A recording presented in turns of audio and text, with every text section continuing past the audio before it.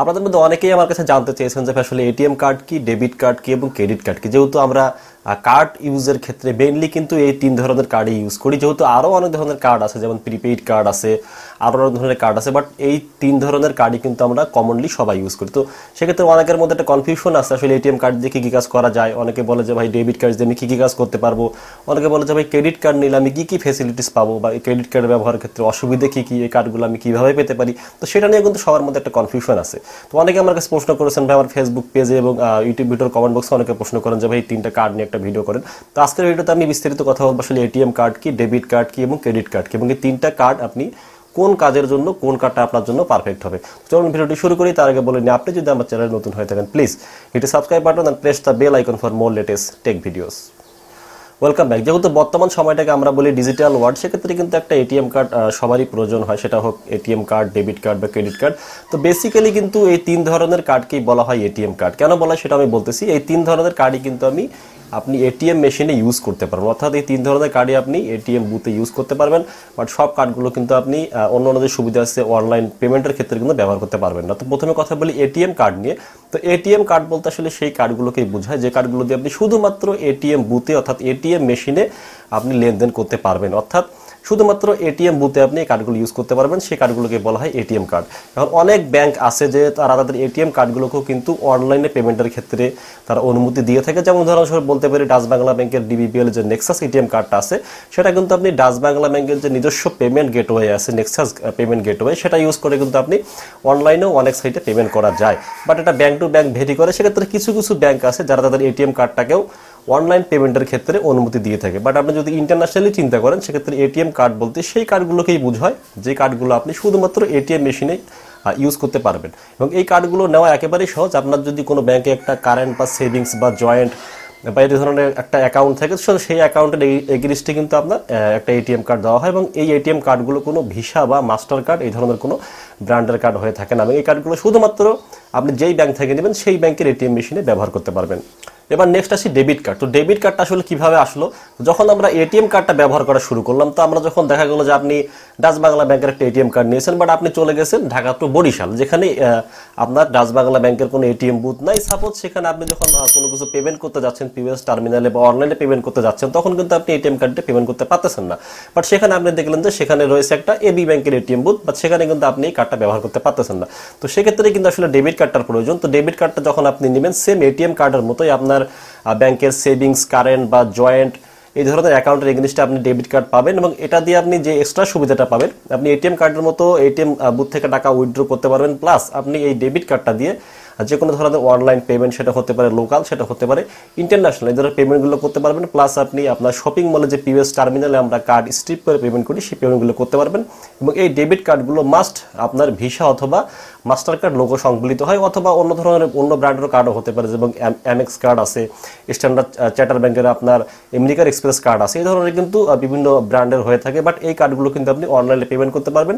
Plus এই কার্ডগুলো আপনি পিওএস টার্মিনাল যে রয়েছে বিভিন্ন শপিং মলে বলেন বা বিভিন্ন আদার যে শপগুলোতে আছে, যেখানে আপনার ভিসা, মাস্টার কার্ড বা American express, MX card support করে, সেখানে আপনি এই কার্ডগুলো ব্যবহার করতে পারবেন। পাশাপাশি এই কার্ড দিয়ে কিন্তু আপনি অন্য যে কোনো ব্যাংকের এটিএম বুথ থেকে, যেখানে visa, master card, MX card অথবা আমেরিকান এক্সপ্রেস কার্ড সাপোর্ট করে যে বুথগুলোতে, সেই বুথগুলোতে আপনি এই কার্ডটা ইউজ করে টাকা উইথড্র করতে পারবেন। হতে পারে সেটা যে কোনো ব্যাংকের এটিএম বুথ। এবার নেক্সট আসি ক্রেডিট কার্ড নিয়ে। তো ক্রেডিট কার্ড এটিএম কার্ড এবং ডেবিট কার্ড থেকে সম্পূর্ণ আলাদা। এটিএম এবং ডেবিট কার্ডের ক্ষেত্রে আমরা যেটা দেখেছি যে আমাদের ব্যাংকের অ্যাকাউন্টে, সেটা হতে পারে সেভিংস অ্যাকাউন্ট বা current account, joint account, mutual account, তো এই ধরনের অ্যাকাউন্টে আমাদের যে অ্যামাউন্টটা ছিল, সেখান থেকে আমরা কার্ডের মাধ্যমে সেই অ্যামাউন্টটা ইউজ করতাম। এবং যত টাকা আমরা কার্ডের মাধ্যমে ইউজ করতাম, সেই টাকাটা কিন্তু আমাদের অ্যাকাউন্ট থেকে সাথে সাথে ডিডাক্ট হয়ে যেত, অর্থাৎ সাথে সাথে আমাদের অ্যাকাউন্ট থেকে কমে যেত, রিডিউস হয়ে যেত। বাট আপনি যখন ক্রেডিট কার্ডের ক্ষেত্রে আসবেন, সেক্ষেত্রে আপনার কিন্তু ব্যাংকে কোনো অ্যাকাউন্টের এগেইনস্টে কার্ডটা দিচ্ছে না। আপনাকে সরাসরি একটা কার্ড দেওয়া হবে যে হ্যাঁ, আপনাকে ডাচ বাংলা ব্যাংকের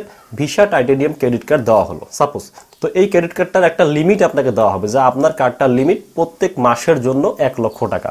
তো এই কার্ডটা ইউজ করে আপনি ভিসা কার্ড হোক, মাস্টার কার্ড হোক বা অন্য কোনো ব্র্যান্ডের কার্ড হোক, এই কার্ডটা আপনি যে কোনো ধরনের পিওএস টার্মিনাল বা যেখানে visa supported, master card supported, debit কার্ডের মতো, সেখানে কিন্তু আপনি ইউজ করতে পারবেন। ইউজ করে আপনি শপিং করেন, আপনি এটিএম বুথ থেকে টাকা তুলেন, আপনি যে কোনো কাজ করতে পারবেন। সেক্ষেত্রে কিন্তু আপনার অ্যাকাউন্টে কোনো টাকা থাকা লাগতেছে না। এই টাকাটা আপনাকে ব্যাংক ইনস্ট্যান্টলি সেই পিওএস টার্মিনালে পেমেন্ট করবে, অথবা আপনার যখন এটিএম বুথ থেকে উইথড্র করবেন সেখানে কিন্তু ব্যাংক এটা পেমেন্ট করতেছে, ওই ব্যাংকে পেমেন্ট করবে যে হ্যাঁ আপনি এবি ব্যাংকের বুথ থেকে 50,000 টাকা আপনি এই কার্ডটা ব্যবহার করে আপনি উইথড্র করুন। সেক্ষেত্রে ডাচ বাংলা ব্যাংক ওই মুহূর্তে এবি ব্যাংকে কিন্তু এই টাকাটা তারা পেমেন্ট করবে। সেক্ষেত্রে আপনার কিন্তু সাথে সাথে পেমেন্ট করা লাগতেছে না। আপনি পেমেন্ট করবেন কখন?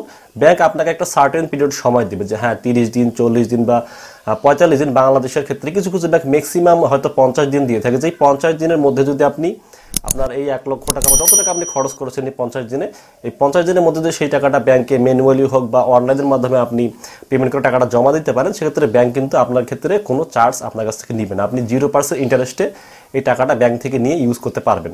আদারওয়াইজ আপনার ব্যাংকের যে নির্দিষ্ট ইন্টারেস্ট রেট আছে সেই রেট অনুযায়ী আপনাকে এই টাকাটা ব্যাংকে ফেরত দিতে হবে। জাস্ট এটাই হচ্ছে ক্রেডিট কার্ড। তো আশা করি আপনারা এটিএম কার্ড, ডেবিট কার্ড এবং ক্রেডিট কার্ড নিয়ে যে একটা কনফিউশন ছিল সেটা বুঝতে পেরেছেন যে এটিএম কার্ড শুধুমাত্র আপনি এটিএম মেশিনে ব্যবহার করতে পারবেন, ডেবিট কার্ড আপনি ATM machine plus POS terminal এবং অনলাইনে যে কোনো পেমেন্টের ক্ষেত্রে ইউজ করতে পারবেন, এবং ক্রেডিট কার্ডের ক্ষেত্রে আপনি এটিএম থেকে টাকা তুলতে পারবেন, আপনার পিওএস টার্মিনাল ইউজ করতে পারবেন। পাশাপাশি ক্রেডিট কার্ডের ক্ষেত্রে কিন্তু আপনারা এক্সট্রা একটা ফ্যাসিলিটি পাবেন, সেটা হচ্ছে ইএমআই ফ্যাসিলিটি। তো যেটাকে বলা হয় যে এস্টিমেটেড মান্থলি ইনস্টলমেন্ট, অর্থাৎ সহজ ভাষায় বলতে গেলে যেটাকে আমরা বলি যে কিস্তিতে কোনো পণ্য নেওয়া। ধরুন আপনি গ্রামীণ ফোনের যে শপ রয়েছে, অনলাইন শপ gpstore.com বা robishop.com বা আপনি pikabo.com, daraz.com থেকে কোনো কিছু আপনি ইনস্টলমেন্টে নেবেন, অর্থাৎ আপনি কিস্তিতে কোনো কিছু নিচ্ছেন। যে আমি একটা স্মার্টফোন কিনতেছি, তো এটা আমি 12 মাসের কিস্তিতে নেবো, সেখানে কিন্তু উল্লেখ থাকে যে হ্যাঁ এই স্মার্টফোনটা আপনাকে দেওয়া হবে মাসিক 3,000 বা 4,000 টাকা বা 2,000 টাকা এই ধরনের একটা সমান কিস্তিতে এবং ইন্টারেস্ট ছাড়া।